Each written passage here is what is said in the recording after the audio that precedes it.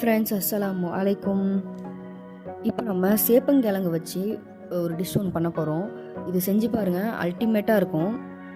அதுக்கு முதல்ல நீங்கள் இந்த கிழங்க ஒரு 3 to 4 விசில் வந்து வேக வச்சுக்கோங்க. வேக வச்சு எடுத்துக்கோங்க.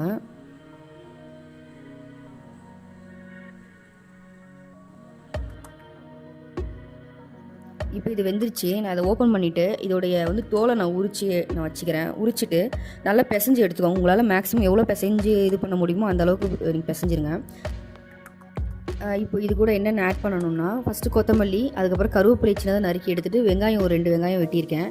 அதையும் அதோட நான் போட்டுக்கிறேன். இதுக்கு தேவையான மசாலா ஐட்டம்ஸ் மஞ்சத்தூள், கரம் மசாலா, மிளகாய்த்தூள், இஞ்சி பூண்டு, உப்பு, இதையும் நம்ம ஆட் பண்ணிக்கலாம். இது கூடவே இது வந்து கொஞ்சம் கிறிஸ்பியாகவும் நல்லாவும் இருக்கிறதுக்காக கார்ன்ஃப்ளவர் ஆட் பண்ணிக்கிறேன். நான் 2 ஸ்பூன் வந்து ஆட் பண்ணியிருக்கேன் கார்ன்ஃப்ளவர். அதுக்கப்புறமா ரைஸ் ஃப்ளவர் வந்துட்டு 2 ஸ்பூன் ஆட் பண்ணிக்கிறேன்.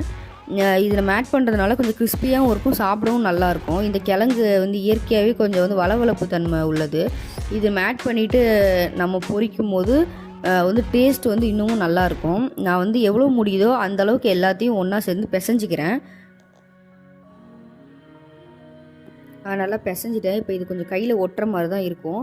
இது நீங்கள் உருண்டை பிடிச்சி நீங்கள் வச்சுக்கோங்க. உங்களுக்கு ஏற்ற மாதிரி நீங்கள் வந்து எந்த சைஸில் பொரிக்க போகிறீங்களோ அந்த சைஸில் உருண்டை பிடிச்சி எடுத்துக்கோங்க. கையில் ஒட்டுற மாதிரி இருந்தால் கொஞ்சம் எண்ணெய் தேய்ச்சி உருண்டை பிடிச்சிக்கோங்க.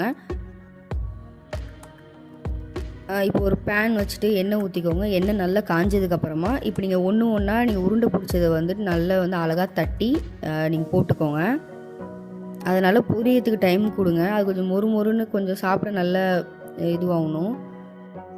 இது நீங்கள் ஈவினிங் ஸ்நாக்காகவும் நீங்கள் எடுத்துக்கலாம். ஸ்கூலுக்கு பசங்க போயிட்டு வராங்க, ஒரு ஹெல்த்தியான ஒரு ஸ்நாக்ஸ் கொடுக்கணும்னு நீங்கள் நினச்சிங்கன்னா இது வந்து கண்டிப்பாக நீங்கள் ட்ரை பண்ணலாம். அதே மாதிரி லஞ்சுக்கு ரொம்ப நல்லாயிருக்கும். சூடாக பிடிச்சி சாப்பிட இன்னமும் டேஸ்ட்டாக இருக்கும். கண்டிப்பாக வீட்டில் நீங்கள் ட்ரை பண்ணி பாருங்கள். சாம்பார் சாதம், தயிர் சாதம், இந்த மாதிரி வெரைட்டி ரைஸ்க்கும் இது வந்து ரொம்ப நல்லாயிருக்கும். ட்ரை பண்ணி பார்த்துட்டு சொல்லுங்கள். இந்த வீடியோ உங்களுக்கு பிடிச்சிருந்தா கண்டிப்பாக லைக் போடுங்க, சப்ஸ்கிரைப் பண்ணிக்கோங்க.